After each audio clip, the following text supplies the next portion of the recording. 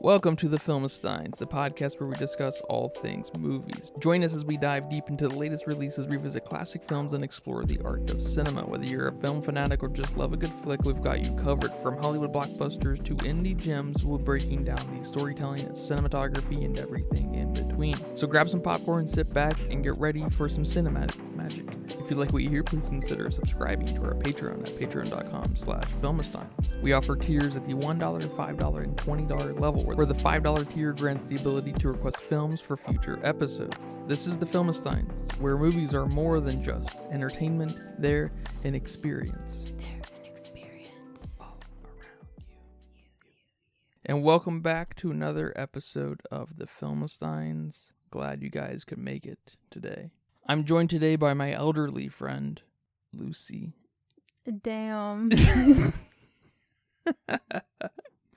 That's a good one, right? I mean, I guess. I didn't think you were gonna go there. Where do you want me going? Not there. It was too perfect. All right. I'll take it. You can join us every Monday, Wednesday, and Friday for fresh, brand new, hot, out of the oven episodes on our Patreon, Spotify, Apple Podcasts. Episodes like our brand new Patreon exclusive episode. Whoa. The Ultimate M. Night Shyamalan ranking from 1998's Wide Awake to 2023's Knock at the Cabin. It's good stuff. Catch us over there for the Insidious Chapter 2 analysis, Sunshine, Her, No Hard Feelings, and join us on some of our popular episodes like Oppenheimer, Teenage Kraken. Who would have guessed Teenage Kraken was going to be a big hit? Is it Teenage Kraken that's a big hit, or is it our dump on Teenage Kraken that's a big hit? It's the Steam and Dump. Beau's Afraid also is a good episode to go listen to. Thanks for joining us over there and here today. Today's a little bit of a serendipitous moment, actually. We are simultaneously celebrating our first Patreon exclusive episode with a little bit of a free edition to help kind of bolster that with today's movie, The Visit, 2015's The Visit. Of course, it's directed by M. Night Shyamalan. But also, its anniversary is coming up on September 11th. Oh, wow. So it's in celebration of its birthday as well. Happy birthday, The Visit. Happy birthday. Thought that was kind of funny. But yeah, today's episode is about the 2015 The Visit, the found footage, but not really found footage. I feel like it doesn't kind of fit the normal found footage bill, but it is, right? Yeah, I agree. It's a wonderful movie. If you want to go see where it ranks amongst the other M. Night films, go check out our Patreon exclusive episode. But after listening to this, you might realize that it ranks pretty high. So at the same time, whatever. But The Visit, excellent film. Cannot recommend it more. Of course, it's best coming in fresh, never seen. It's one of those movies that you'd want to watch over and over again if you could erase your mind, of course. But it's also at the same time, it's also one of those movies that you want to make everyone else watch who hasn't seen it, and you want to be there when you do it or when they watch it. Yeah, you want to see their reaction because you know what's coming up. So yeah, you know what to look at their face at just the right moment. Tell me a little bit about why you love The Visit. So I love how creepy it is. It's not particularly scary. You know, there's a few jump scares and there's a few scary scenes, you know, in particular with the grandma, but it's just a very creepy, eerie film, and I like that. I love the big plot twist at the end, you know, the big reveal when we find out that that's not their real grandparents. I almost feel like I shouldn't be saying it. I feel the same. I feel exactly the same, actually. It feels like, especially in the first 5 minutes Yeah. of this episode. But you're good. I like how this movie morphs from a family origin kind of story, trying to figure out where her mom's from and maybe see what happened between the two, between Becca's mom and her parents, into a, I guess, investigative, like, just what the fuck is going on in this house, and they're just like trying to catch someone in the act. Basically, it feels like when she's going about, her and Tyler are going about. It's not really investigative, but it feels like it sort of is, because they're just so uncertain about everything. But it feels like they're trying to catch someone in the act, and we get a couple instances of that, which is really awesome. My favorite instance of them catching someone doing something is when the grandpa's got the barrel up to his mouth or something of the gun, the barrel of the gun, and he's like, I was just cleaning it. That's my favorite part of the movie, probably. Yeah, that's good stuff. When you're able to go from, your point A to your point, Z, whatever goes in between there. It's crazy how you get there from the start of what you think this film is about to be. You think this film is about to be, little Becca and Tyler off to meet their grandparents and have a great week with them and resolve issues with their mom. Mom's gonna come get them. Big happy family in the end. And Becca's filmmaking kind of echoes that or reflects that in her video making. I guess we know it's not her, but it is nicely kind of emulated as her being the filmographer there. Yeah. Which I like. And she evolves nicely with the story. You see what I'm saying? Because at the very beginning, when they got off the train, she like set up this shot of her and Tyler running to her grandparents, Mm-hmm. And then we had that shot when they first arrived at the house where she would make Tyler stand by the tire swing, and slowly but surely we stopped doing that, and it was just totally gonzo, wherein we're gonna see what's behind the door right now and see what happens. You see what I'm saying? Yeah. That development is really cool, especially with the tone of the actual movie that we're going through. I think that's really cool. Right. But she had to develop that. Yeah. If the grandparents weren't crazy bald bananas, would she even have had that time to develop so fast? Maybe, yeah. You would think someone in her position would just put the camera down, though. Like, they're afraid, and they're like, fuck this, I'm not going to make this documentary. I can't. I don't know. This girl is a lot braver than I am, because I would have walked home first night. Like, Tyler, you staying? You leaving with me? What are you doing? I don't know, but I'm walking. I guess it'd have to be during the not nighttime, because I'm not walking down the stairs.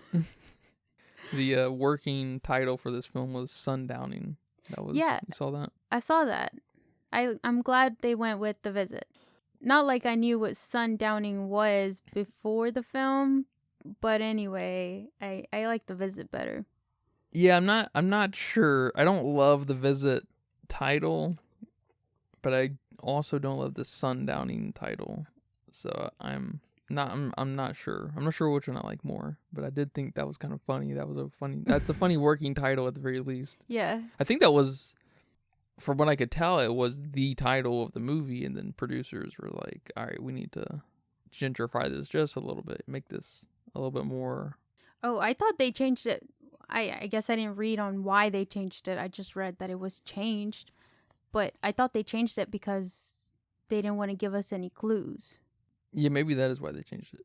But I mean, it could be because now we don't want to be prejudiced against old people with sundowning. Ageist. Yes, we don't want to be ageist. What did you think about Tyler rapping? I thought it was kind of silly and at times cringe, but for the tone of who his character was, I thought it was very appropriate. And it also seemed like they had a lot of fun doing those bits. I know I watched an interview with our boy here, M. Night, talking about how just silly he was able to get writing these, and then just kind of working with Tyler. I don't know his actor name, but kind of working with him, just how much fun they were having. So seeing that made me appreciate it a little bit more, but it was silly and almost cringe at times. So I don't know. I think it's an important balance. I think it's hard to not have someone who looks and acts like Tyler and raps so freely. Yeah.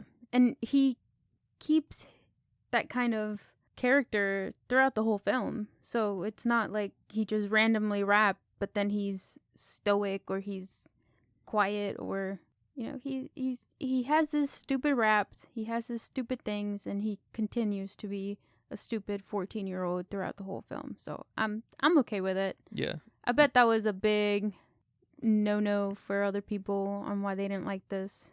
Yeah, I don't know. I know it kept M. Night up at night because he was a little nervous about this film being too funny, apparently.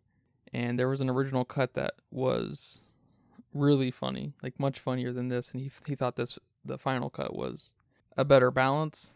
And I can see that because this film is working on a lot of funny, it's working on a lot of funny ways, and that's at the core. The rapping is at the core. Tyler's whole thing is at the core of this, and then of course how natural the old people are, and they're not doing evil things. They're just doing weird, psycho, kind of crazy home things. Like it's just funny by nature, but at the same time it's very creepy because of how the filmmaking was done, and we're at the mercy of this handheld camera, and we're and when Becca runs or Tyler runs, we're running with them. We're trying to haul ass.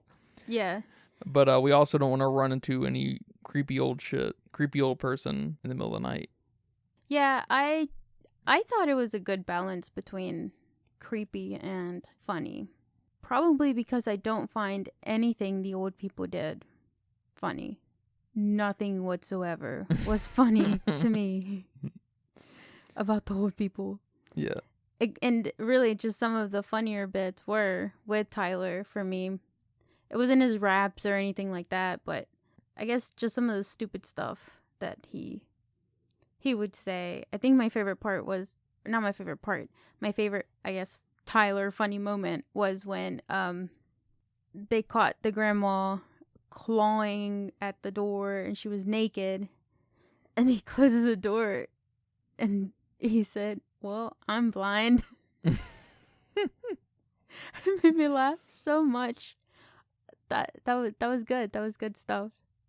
And then all the other like random people that Becca films, and then they're like, "Oh, I used to be an actor," and then they'd start quoting stuff, or I'm not sure what they quoted, but yeah, I don't know. That was funny though. Yeah, those were funny, and kind of fitting, because that's what people do when you start recording them. They're not, I used to be an actor, but they're not natural. They're not natural, yeah. So that's it's very funny. I really like that this was filmed like a found footage film. But I do agree with you that there's something there that didn't give me the found footage feeling, but I can't put my finger on it. Do you think it was believable? Yeah, I think part of it comes from how not chaotic the camera movements are most of the time. We get a little bit of that when Becca and Tyler run. Mm-hmm. But it works really well because we're at those points we're very familiar with the house, and so we know where they're going. We know what's safe, right? Yeah. We know where not to go and stuff. So I think that helps kind of keep it tamed and feel a little bit less found footagey in the traditional way, because I think found footage films oftentimes suffer from being a little too sway and just fucking crazy with the camera movements, that's why found footage films are so cool when they hit, because they're just different and fun, right? Mm-hmm. And energetic and stuff, but they can be very nauseating and annoying and frustrating on the other side of that, so they're very polarizing films, I think, in that way.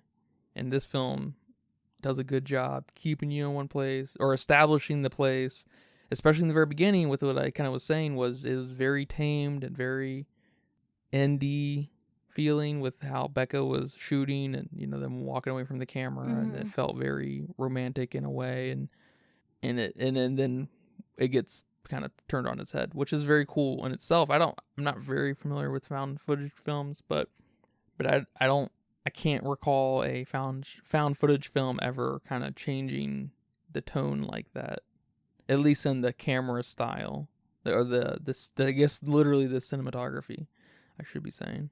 Yeah, that's a good point. I haven't watched too many. You're a fan. But the ones I've watched, I love them. Yeah. But I can't recall one developing the way Becca did here. And I do agree that a lot of those films had way more movement and they were way more actiony. There's usually a lot of running in found footage films. Yes. And it works sometimes really well, like the Amber Alert film you like. Oh, I think that's a pretty favorite found I think that's a pretty good one, and I think it works because it feels like they're filming it on their phone, you know? And they've established the characters and the situation, and then yes, we've got the phone. And so everything's established in the correct way. It just makes sense. It clicks a little better, and I'm with you. I think Amber Alert works for the most part. Yeah, and a lot of those films, I was gonna say have a car involved, but no, I'm just thinking Amber Alert now that you said it. But yeah, there's something here. I heard a reviewer call it a mockumentary, like a mock documentary, and I didn't like that either. You know, Becca was just trying to film her life, but I guess she was doing a documentary, but her documentary wasn't done until, I guess, the end. Yeah, we really got to see the making of the documentary. It's kind of like it's not quite the same, but would you call Office a documentary? They're making a documentary. That's what the Office premise is at its core. Of course, it's not really important, but that is what's happening. And so it's... Yeah, I wouldn't call that a documentary. Yeah. Yeah, I don't know. But it's definitely interesting, and I like it. It works for me. How do you feel about the characters? Were there any poor performances here? The weakest performance was probably the mom. Oh, okay. Because the only line or delivery that sticks out to me, and it just should have been a little better and more shocking, you probably know what I'm going to say, when she was like, those aren't your grandparents. She didn't... I don't know why that sticks out to me in such a bad way, but she's just like, it's like, it feels so it feels like a cold read or something. It just does not... I know that's maybe over a little dramatic to say, but it does kind of feel that way. It feels, I don't know, I'm just freeballing here. It feels not dramatic enough. Yeah. It's definitely not dramatic enough when she was like, you guys, listen carefully. It was just like... And then she's like, Tyler, Becca, like, listen to me. And no one was saying anything. Okay? Everyone's listening to you here. Yeah. All right. I guess it just screams that they weren't talking to they weren't actually like on a Skype call together. That was like laid in. And there was like kind of a disconnect in what was being said there, and it shows here. It definitely shows. Yeah, that was the only part of the movie that was just... I was looking forward to it because I always thought that... I'm just like, ugh. Like, there's so much goodness about this, and that just... Like, it's... In its entirety, it's just great. And then that one little blemish sticks out to me. And other than that, the mom's okay. But she drops the ball there, I think, and it does... We take a little bit of a hit at the end there, which is the most important part. For it's the initiator to the reveal too. So it takes some of the wind out of the reveal, and it just we aren't as high as we could have been from the get-go just because of that delivery, I think. So yeah, I agree. Maybe she should have gasped or something like or you're not... I don't know, but yeah, definitely agree with that. But with the grandparents, the kids were good. I'm actually, I'm hard on kid actors, so I guess Tyler, especially here, is, I'm gonna have a close eye on him. But he was fine, and the grandparents were, they were great. They were phenomenal. The grandma did a phenomenal job. She did a great job at creeping me out, and she succeeded. And I feel like she was really natural in how she did her things. It didn't feel, nothing was over the top, I feel like. You know, I like her whole thing. Her performance was just top notch. It really was. I don't know what it is, 'cause like when she looks at the camera and stuff, that's pretty cheesy stuff when people get close to the camera and smile and like growl or something, but there's something charming about her performance, because it just feels very authentic, I guess. I don't know. It's good. M. Night, he got a good one right there. Yeah. That old lady. I feel like if she wasn't so natural looking at all the creepy stuff she did, that probably would have added to the comedic element if it felt in any way kind of forced or like she was trying to be funny. So, yeah, you had to pick the right person to give you the right tone here. Yeah. The only kind of silly thing that kind of stuck out to me that I thought was maybe a little too much, I don't know, kind of grasping at straws here, I guess, was when she started running back and forth in that one bit, like Naruto. No, I love that. You like that? Okay, it's just me. Yeah, that was great. Everything she did at night when they opened the door was great. Okay. Maybe the vomiting was but I love the running back and forth. I love her being a creep and growling at the camera like, what the fuck? And that's one of the two. I can't even think of the second one, but at least the jump scare of the movie. So that's it's great.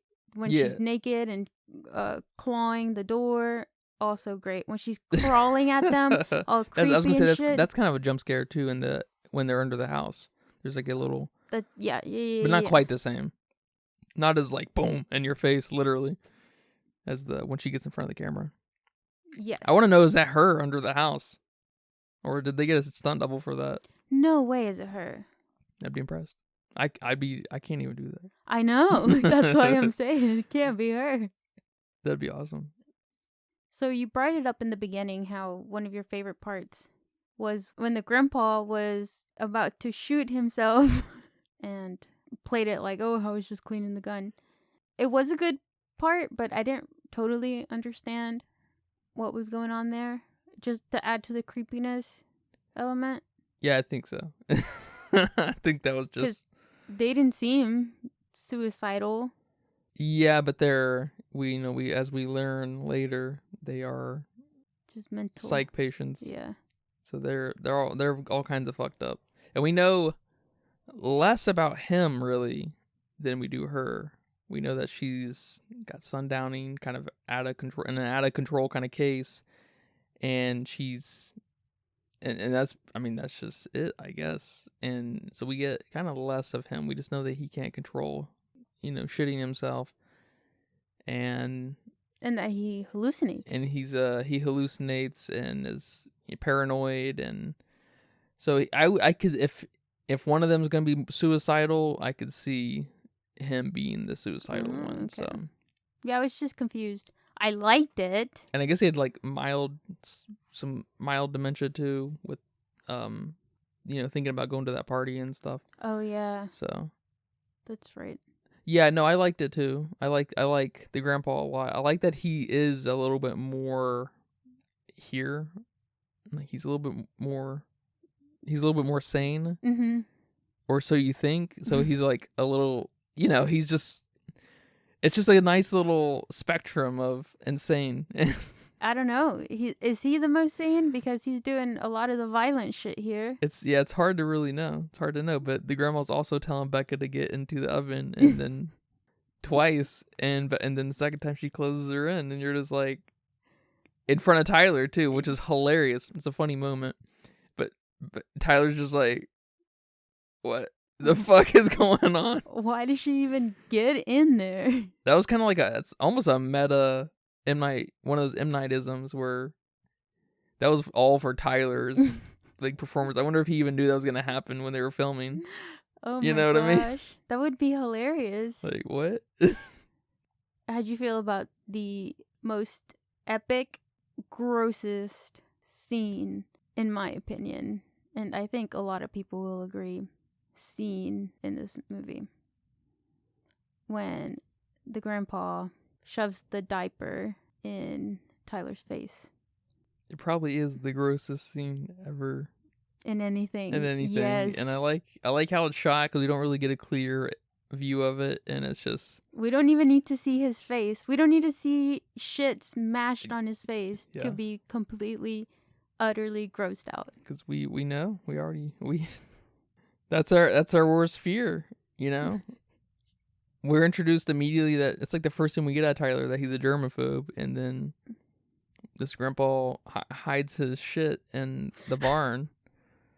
And, I mean, even without Tyler being a germaphobe, you know, that's just like free ball and shit hanging out in the barnyard. That's gross. I don't want to be anywhere near that, no matter how I feel about anything. I guess unless you're really into old person poop. That's true. I guess that's more power to you, but probably not sitting there, old person poop. You know I hope not, because all of a sudden it's extremely unsanitary. You know, there's one thing about being pooped on or whatever, but days, weeks old poop is something that's different now. That's that's different. You're killing me. But I love that scene. Yeah. So much. And I like it too from like a filmmaking, from a cinematographic kind of perspective, because we're there alone without Tyler, and we're just like, I don't know about you, but it felt like he was gonna come get the camera. He was gonna come pick up the camera. The grandpa? Yeah. And he didn't, because we saw that, like, that long shot of the whole kitchen. Mm-hmm. You know, and it felt like the grandpa was gonna come pick up the camera after he smeared shit on Tyler. And he didn't. I love that feeling, though. I can't believe they, are able to provoke that in anyone. I think that's cool. Yeah, that's cool. I like how we have this persistence that everything takes place in Pennsylvania with M. Night Shyamalan. It's funny. I like that. Is that known? I think so. Do we know where they are? I think so. Wait, what do you mean? Do the characters know? Or do we, the audience, know? Yeah, that's the reason I say, because it's on, like, street signs and stuff. Yeah, okay. That's what I'm saying. Yeah, I wasn't paying attention where this was. Yeah, when they got out of the train station, it said PA or whatever. Oh, okay. I was like, damn, he is all about his home state, isn't he? He took out a $5 million mortgage against his house to fund this film. Ooh. Talk about belief in yourself. I like that. And we'll find out later that he's a rich man now. Because of this film. I'm sure he was pretty well off before this, but this was 2015. Mm-hmm. He had great stuff before.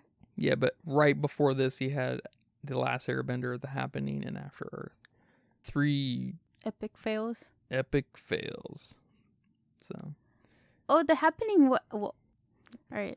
We're not going to get into it. There's only a handful of you guys who like that one, man. Look, The Happening does not deserve the hate. Let's just go there. And then After Earth, you have Will Smith before the slap, so people like him. Yeah. No? I mean, they not like enough? him, but he's not. After Men in Black, man, I feel like Will Smith was not. He never really was able to capitalize on, like, a superstardom. He started doing a lot of okay stuff, like all of his little rom-coms he did, and sad coms, or rom-sad coms. They're like kind of just like 7 pounds or whatever. And Hitchcock or whatever it's called. Hancock. Hitchcock. Hitch. I think this is another film he's in. I have no idea. Hitchcock. So he became this like typical just A-list actor. He wasn't this superstar like it looked like he was gonna be, man, because Men in Black, that was a big deal. I thought he was a name you went to go see a movie for. Yeah, I don't think so. I think that kind of started and stopped in the 90s, in early 2000s with Men in Black. Because when he was announced he was going to be the genie in Aladdin, I know he got a lot of hype for that. That's fair. And he did an excellent job. I was excited that he was going to be the genie. Yeah, maybe I'm not giving him enough credit. I've watched a lot of Will Smith films Was it because they had Will Smith? I don't know, but I just have. 'Cause man, I don't know. I mean, maybe I'm just not a Will Smith fan, but I feel like he's in a lot of bad, like After Earth's type movies. Like I, Robot, I'm Legend's pretty good. Hitch is whatever. His rom-coms or whatever. Hancock is whatever. Aladdin's not bad. His genie's actually pretty good. I mean, I don't know if that's a hot take, but I don't think it's better than Robin Williams, of course, but it definitely, he holds his own, no doubt. Yes. And that helps because he's a singer. Yes. Maybe he should kind of embrace that a little bit more. I haven't seen King Richard. Apparently he's very good in that. He won an Oscar for that after he slapped the shit out of Chris Rock. I'm not watching that. He lost me. But I don't think his rom-coms, his rom-sadcoms are bad. I like them. Yeah. Is that... I even love Shark Tale. There's Shark Tale. Shark Tale, yeah. So maybe I'm just a Will Smith fan. Maybe you're a Will Smith fan. I mean, I like Will Smith. And I know my fam likes Will Smith. I don't know how they feel now, but I know they did. So maybe we were a Will Smith family here. I don't know. I just thought he was more.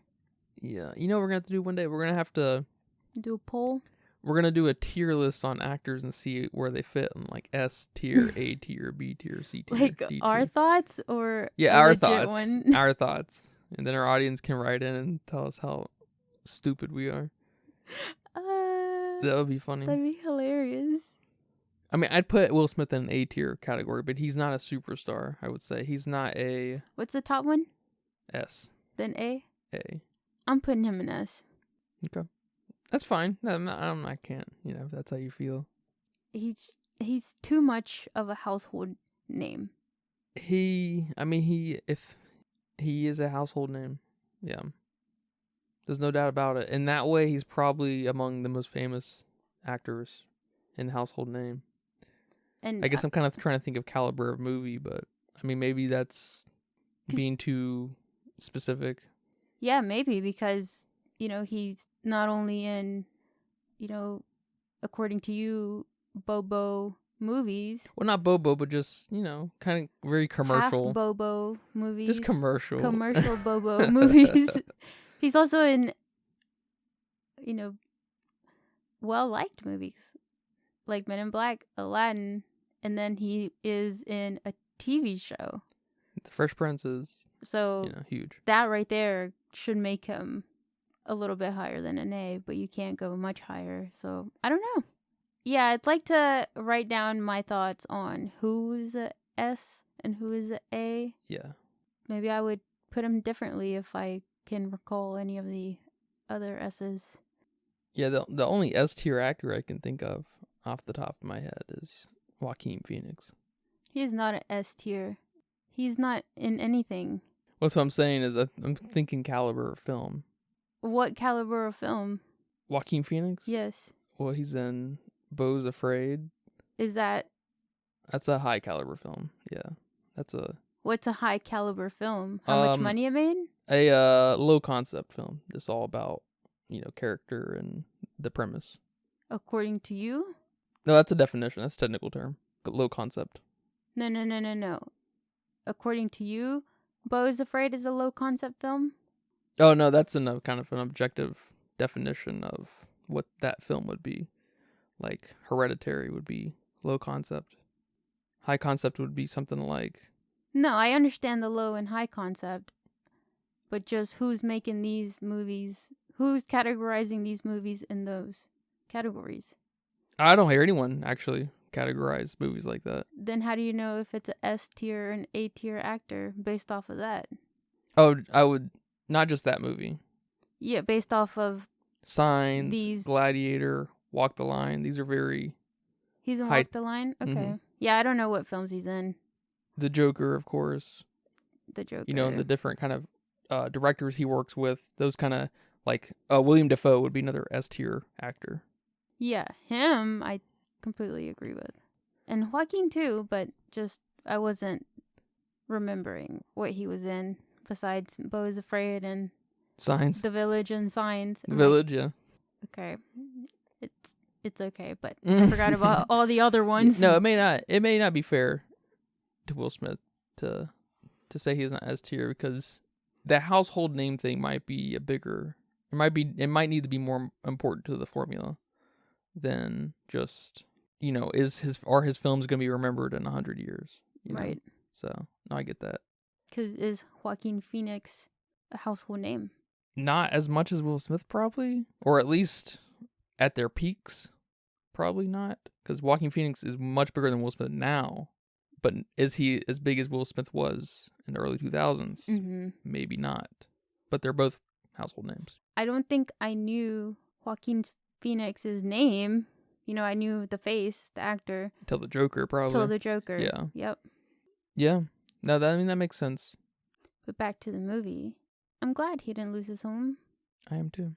Man, risky, man. All right. He had, I mean, you gotta appreciate the hell out of it. Yeah. He was very confident, and that this film was gonna be, something to write about, to remember, and to talk about, right? And it helps when you have a director and set of producers who know how to spend money, like in a practical, budgetary kind of way, not your Disneys who just blow through $200 million because they're snorting cocaine and shit on their lunch breaks. Every single day for 60 days. Yep. Just like Elon Musk is like, why do we need to be spending $300 a day on coke, each of us? And it's like, just do that at home when you get paid. After, yeah, not on. Don't claim it like your miles and shit. How do you feel about films that tell you what day of the week we're on? I have this weird thing about, I want to watch the film on that day or at that time. It's just weird. No. It gives me anxiety when she shows us it's 10 o'clock and it's not 10 o'clock here. I've always felt that way. And I remember that some of the early episodes of SpongeBob, he would show like 8 o'clock or whatever. I'd be like, I'd just be thinking, what if I watch this at 8 o'clock in the morning? Oh my God. I don't know why. I don't think I've ever shared that with anyone in my entire life. That's hilarious. Or expressed it out of my mouth. But I always think that every time I see a clock or like a date in a movie, it always pops in my mind. It's just like it's such a weird feeling. That's weird. I've never, ever in the history of ever experienced that. It's kind of similar to when you do a flip, like a somersault, or like when your stomach kind of feels like it's like it dropped, but like in a small way, like just not. I'm talking about that feeling. Yes. Yeah. Kind of like an uneasiness. Yeah. Of something not being natural, almost. Like, oh shit. Yeah. That's interesting. Well, I like that he did that. I like when they do that in films. And, this was over the course of what, a week? About a week, 5 days. So we didn't really need 5 days here, or we didn't need these 5 days spelled out to us, especially when we do have a very intense concept of night. We can count the weird times the grandma did. The first day she threw up. The second day she was naked. The third day she was creepy crawling. The fourth day she, did the jump scare. I don't know if it was in that order, but... Yeah. So I feel maybe something like this, we wouldn't necessarily need it. Especially also with Skyping with the mom. We kind of had a little bit of a concept of time there too. Or when she was coming to get them, or I don't know. I appreciate it, in case I forgot. But I don't know how I felt about it here in this film.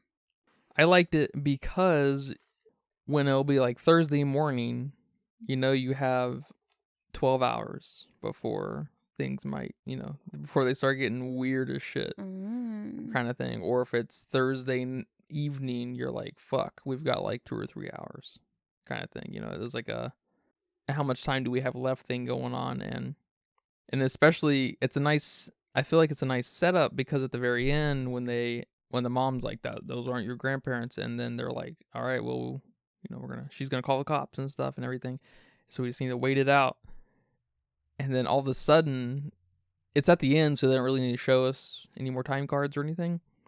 But all of a sudden, you almost want one because you're like, how much time do they have? Yeah. It adds suspense. Yeah, which is that's cool.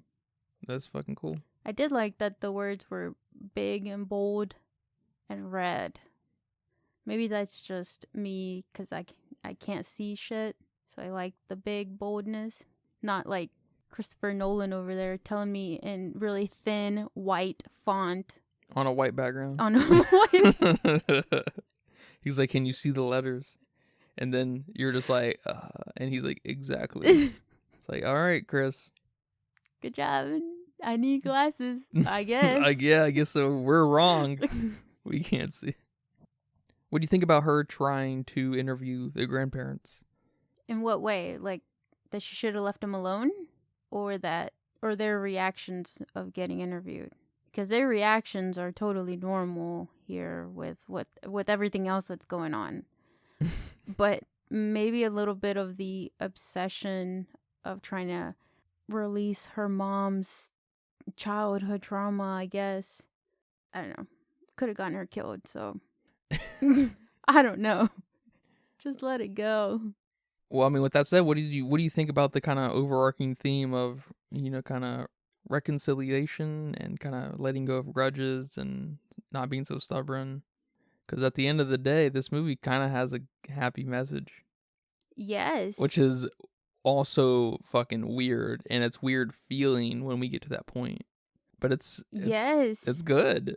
Like you just killed your fake grandma. And I mean, Tyler too. Tyler killed the grandpa by smashing his head in the fridge. You gotta assume so, awesome. Right? That was awesome. I like that he froze too. I thought that was fun. That was good. But after going through what they went through, and to still have such a positive message, and it's not really spoon fed to us either, because Becca shows us her dad at the end, which we come to understand that, it's okay, and she forgives him after going through all this. It's like, I don't know, but I'd be sitting in my room. Did you cry? Crying? No, I didn't cry. When they showed that? No. I was too traumatized to cry. That seemed like a moment that might get you. Heck no. I'm still over here with poo-poo in the face, Yeah.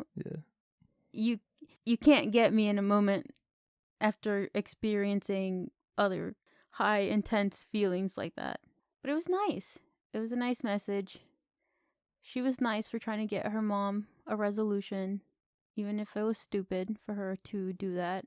And even the mom, gave us, I guess, that little bit of a message at the end to not hold on to things.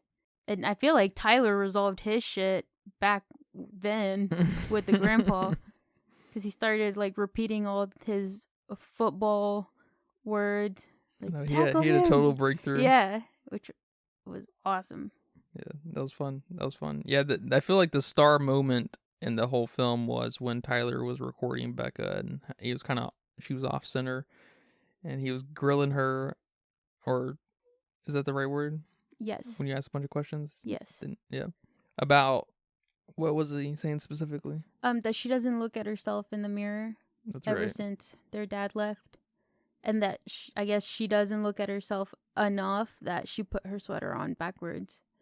Yeah, it brings some weird amount of character to these characters in the middle of, like, this weird ass shit that's going on in the house. It's really powerful, I think. Yeah. I think it's excellently paced, because I think a little bit before that we get, Tyler's spiel, and his is less. It does feel like he kind of figured it out sooner than her. Yeah, I think so. In his story and what happens on camera, I guess. Yeah. In the film itself, and I think that's really neat, especially because he's younger. And well, I mean, Becca might just be more like her mom and hold on to anger. Yeah. Like her mom did with her parents. Yeah. I like that. Nice and layered. M. Night likes his positivity, doesn't he? At the end of the day, he likes getting you there in the strangest of ways, but he likes sending those positive signals out, I think. No, I agree. He likes to talk about such big, hard things, but always puts a positive spin on it.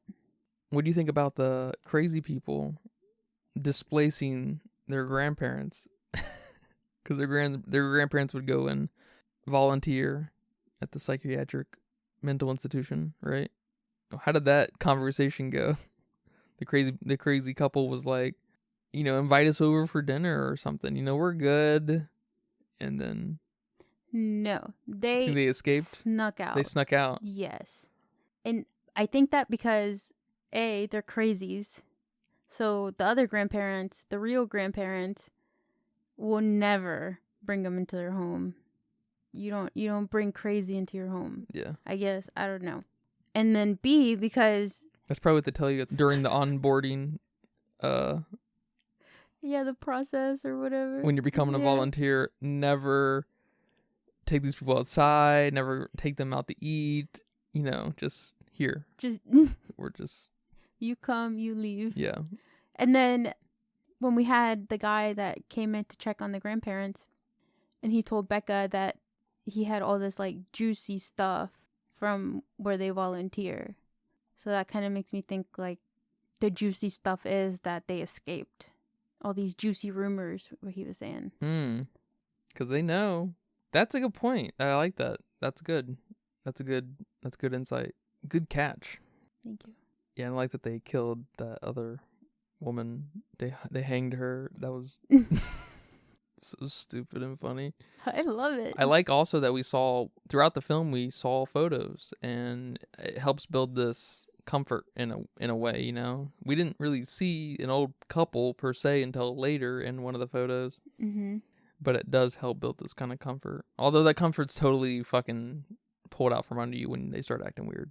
Well, we do see photos of older people, and I think it's the grandparents. But you assume that it's just random people that they volunteer with. Yeah, there is that one later with both of them. Then there's the one with both of them. But then that's after we know, right? Both couples. Yeah. Yeah. That's after we know. Yeah. Right after, I think. Yeah, and before, I think there's one with the grandma. Maybe it's just the grandma by herself, like the real grandma, or both of them. I don't remember. But I remember seeing an older lady, and I was like, oh, you're supposed to think that this is just a volunteer. This is just a friend that's hanging up on the family friend wall. Nope, that's your grandma. Well, do you have any final thoughts, man? Go watch it. Sorry if this is your first time and we ruined the plot twist, but go watch it anyway. Yeah, well, you shouldn't be listening. I just in one of my other podcasts on games, they just talked about someone writing in and saying that they were excited about this game, and they went to go watch this review on YouTube, and the reviewer spoiled a lot of the game. Yeah. And why are you watching? It's just full stop. I think that's all. The only place you can really go is just if you're reviewing something. I feel like you're inherently going to spoil it. Otherwise, you're not really doing a good job at reviewing it. You're just kind of giving your kind of preliminary kind of analysis of it, of like, but you can't. But you're not. I don't know. No, I'm sure there's a. I agree with you. Don't look up any videos. Just look up a teaser or a trailer or something if you want, I guess, to read about it, if you want to spark something there. That's when the number thing is kind of useful. When you're excited for something, it looks good based off of the little things you saw. Wow, it's got an 8 out of 10 or a 9 out of 10. It's just like, all right, that's a good number to have. So you're already excited. They have... the studio developer might have already a lot of good cred out there, right? So that you can have faith in it, right? It's good. Right. It's okay to have a little bit of faith and stuff, So it's just, I think it comes with the territories. You got to expect. I feel like you have to expect to be spoiled X, Y, and Z about ABC, no matter what it is. That's true. And I'm sorry, but that's just I'm not a believer in not spoiling in a review. It just seems I know it's maybe a little bit different in it for games because they're so big and there's a lot to do in games. So you can say very little and get you the kind of a point across other versus the film, but I don't know. But yeah, we our bad for spoiling the visit. I guess. But go watch it. It's fun. Go rewatch it. Go pay attention to all those little things you didn't pay attention to. Go make your friends that haven't seen it watch it. Watch their reactions. Just have fun. This is a fun film. Yep. Stop giving. Pretty short. I think it's 1:40, hour and 40. Is it? I think so. Okay. But yeah, man. So what is your budget guess? My budget guess is $1 million. That's a good guess. I felt like it seemed a little low for M. Night Shyamalan, but we didn't do anything too fancy here. Absolutely, yeah. The budget here says it was $5 million. Oh, that's not too far off. Okay. How much did it make? $98 million. Holy poops. So he got his house back and more. He got two houses. He got a bunch of houses. He can buy all the houses on his street, probably. Good job, man. On the street. He made a lot of money personally investing that kind of money in this. That's sick. Talk about taking a risk. That's awesome. I love that. I think George Lucas did something similar for the Star Wars films, and he made a lot of money on those films. Yeah, well, happy birthday, The Visit, M. Night Shyamalan. You are turning 8 here soon. Do you have a game for me today, man? I do have a game for you today. Yes, I love games. It's another rapid fire. Bet. All right, you ready? Let's go. Creepy old people or creepy children? I guess, creepy old people.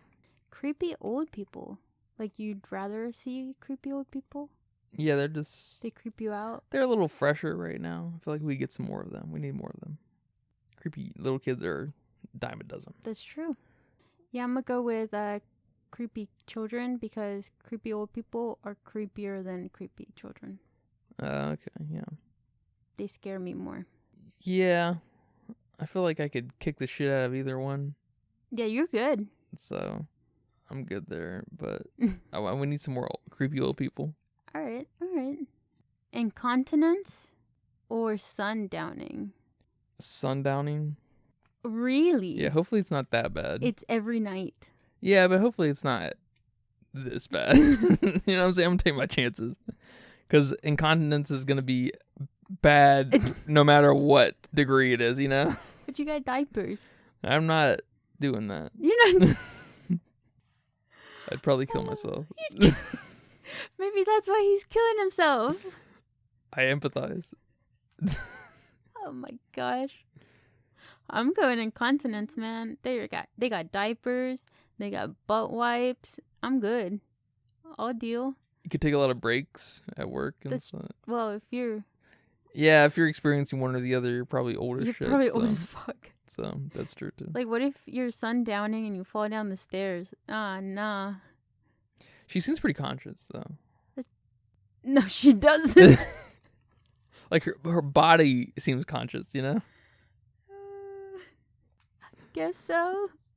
I guess she's not running falling. and crawling. You know, she's mega agile when she's in these. You know, it's weird because she crawls under the house in the middle of the day. She's not sundowning when she does that. You're right. Just saying. I didn't even think about that. Yeah, it's weird. All right, well, I'm gonna tuck that information in somewhere and just let it stew. All right, Nana under the house or alligator from Crawl under the house? Nana. Nana? Mm-hmm. You'd rather Nana? Yeah, She's creepy. I think it's creepier. And if I need to fight her, I can fight her. But I can't fight an alligator to survive. You know what I mean? She's creepy though. Yeah, I like her. Nah, it's too creepy. I'm going alligator. I don't care. All right, Monopoly or Yahtzee? I guess Monopoly. Monopoly? Yeah. I thought you would say Yahtzee. Yahtzee's so... Ugh. It's so lame and just a time killer, you know? Monopoly is similarly rigged on, luck, but it gives the illusion of strategy, and that's fine. What does? Monopoly. Yes. That's fine. I'm fine with that. I can play with that. One game a year, whatever. Yahtzee, it's not going to take 40 minutes, 35 minutes. I mean, I guess a good Monopoly game takes 40 minutes, but they never fucking end that. They go way too long for some reason. Yes. Probably because we're all playing with children. And no, because you're all negotiating. That's true too. It doesn't matter who I'm playing with. I'm playing for 2 hours. That's why Munchkin takes so long too, because the negotiating just towards the middle half to the end is just similar thing. But yeah, Monopoly, because it's just a little more fun. Okay. I guess. Would you rather? I guess it's not. Would you rather volunteering at an animal shelter that only has dogs, or volunteering at Maple Shade? I guess Maple Shade. You're going with the insane people? Yeah, that seems like it'd be kind of fun. Heck no. Heck no. I'm volunteering with the puppies, with the doggies. They're gonna go. The insane people are gonna go kill me and take over my home. You're gonna live your life. Live my life. I'm surprised they didn't wear their skins. Like, there wasn't a bit where they were wearing the grandparent skins. You know what I mean? Oh. That'd have been weird. That would have been weird. I like that. All right. Last one. Nana from The Visit for 5 days, or the grandma from X for 1 day. I guess the grandma from X for 1 day. No, she was real creepy. She was too creepy. I'm choosing Nana. Yeah, I feel like I can. No. Nope. She was killing everyone, wasn't she? Yeah, her and her husband. Yeah, they were just creepy. Nope. Nana, please. All right, well, thank you for that game. That was a great game, as always. Well, thank you for watching this film with me. You're welcome. Thank you for talking about this film with me. You're welcome. And thank you guys for listening to this episode. Go catch us on Patreon, Spotify, Apple Podcasts, Google Podcasts to listen to all of our episodes, especially Patreon. Come over there, give us $1. We got exclusive content coming your way. Steaming hot like a Cleveland steamer. But until next time, take care. Bye-bye. Bye-bye.